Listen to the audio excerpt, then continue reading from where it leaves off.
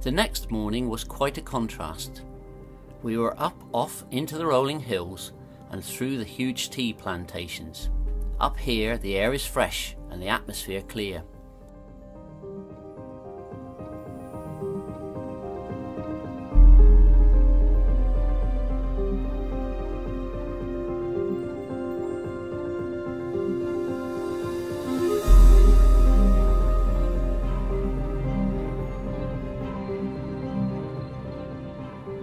We stopped to have a look inside the tea factory, where unfortunately no photography was allowed, and then picked up some fruit at a roadside halt.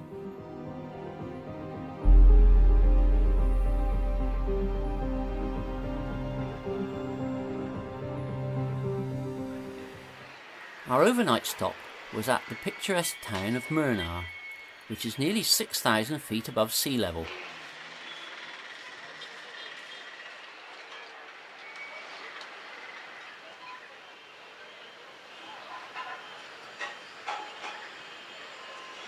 Our hotel was set just a step from the town, and we were soon off out to explore the local market.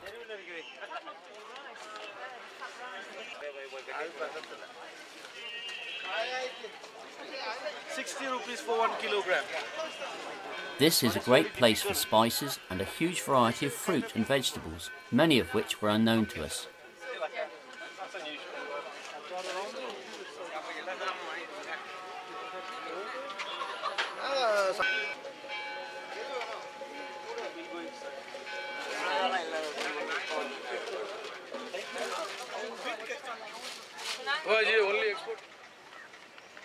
We made our way out of the market and then up to look at a temple and then across to a Christian church. This was all against the background of a political rally that was going on in the town centre.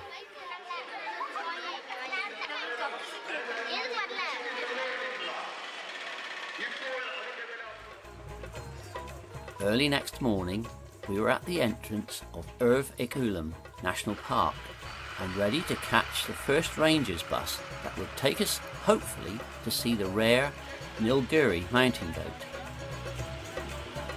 The park is set in the foothills of Mount Anamundi, which at nearly 9,000 feet is the highest mountain south of the Himalayas.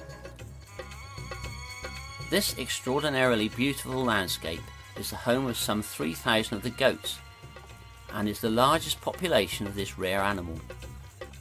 They are very agile and hide out in the rocky slopes. We were very lucky this morning and were able to get quite close to these shy creatures. We were told that often visitors could spend the whole day on the slopes without seeing a single goat.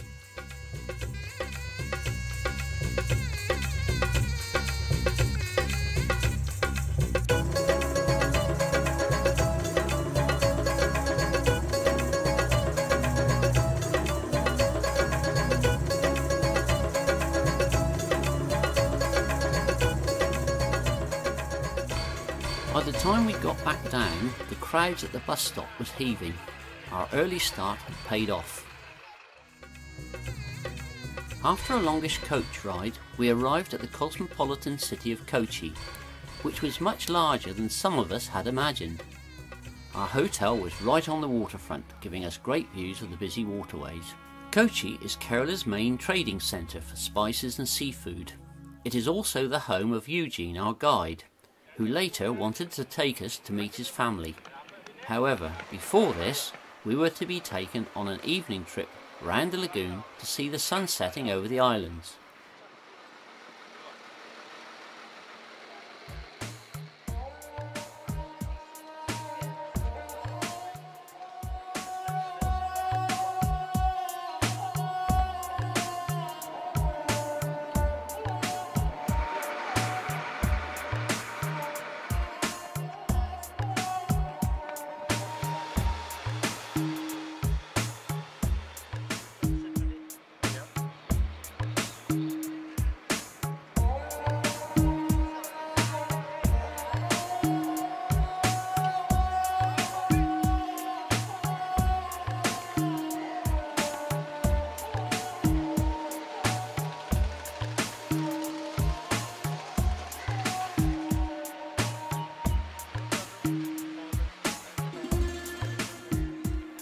highlight at the end of the trip was watching the sun go down behind the Chinese fishing nets.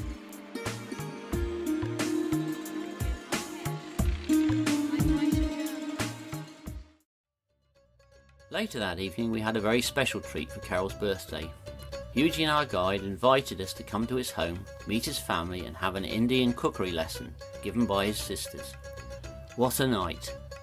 The food was superb and the family made us so welcome. We all ended up singing and dancing to the latest Bollywood musical hits.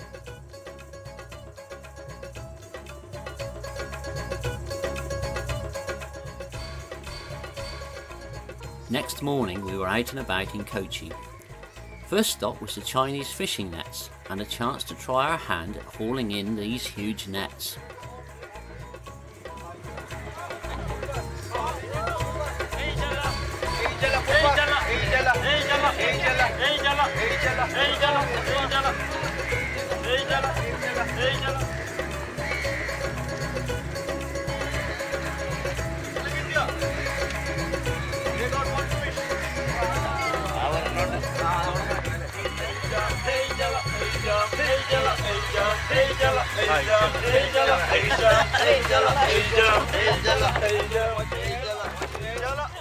We all had a go, and it's much harder than it looks. Our catch was quite small.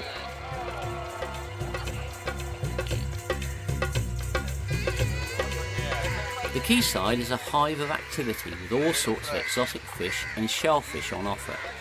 Barter is the order of the day, and everything is really fresh.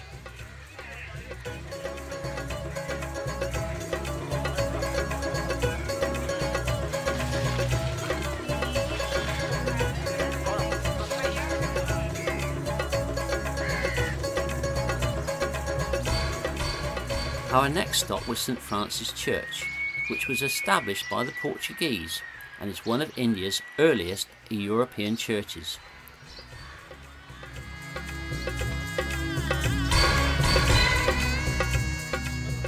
Nearby is the huge tamarind tree and a maze of interesting side streets.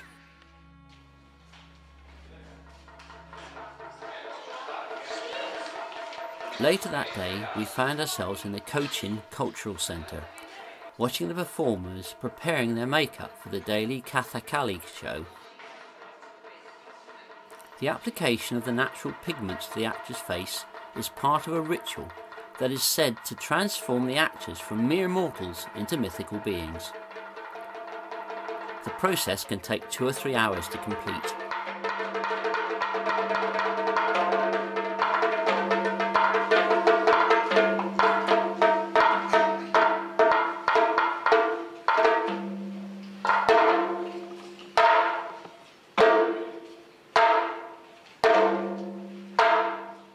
Before the main performance begins, one of the actors demonstrates some of the complicated facial movements, which, with hand gestures, are used to tell the story.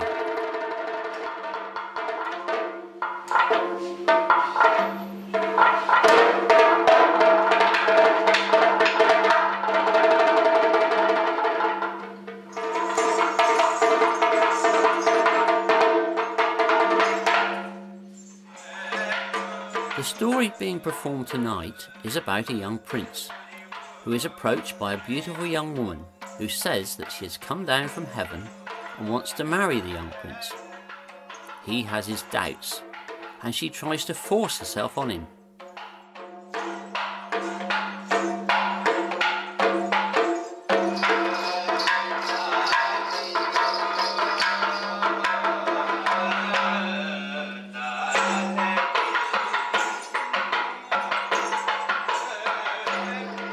Still resists, and suddenly she is revealed as a demoness in disguise.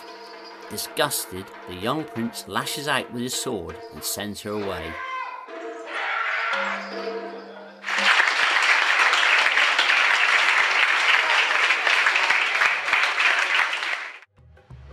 We are now nearing the end of our trip, and after an interesting early morning train ride to Trivandrum and a short bus ride, we find ourselves back in Kovalam, where we began our trip 12 days ago.